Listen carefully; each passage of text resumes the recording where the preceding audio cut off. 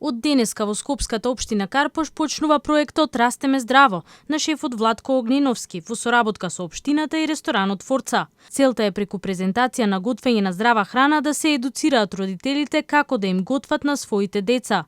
Тој своето долгогодишно интернационално искуство со храната го преточува во едукативниот проект Растеме здраво. Проектот цели кон едукација и освестување на родителите за важноста на храната која детето секојдневно ја конзумира, за состојките и за начините на приготвување. На наше огромно задоволство, на општина Карпош, на градоначалникот на општина Карпош Стефче Екимовски, на Советот на општината Карпош, за прв пат во Република Македонија во една општина се спроведува овој проект заеднички во соработка со спортскиот центар Форца и готвачот Владко Огненовски.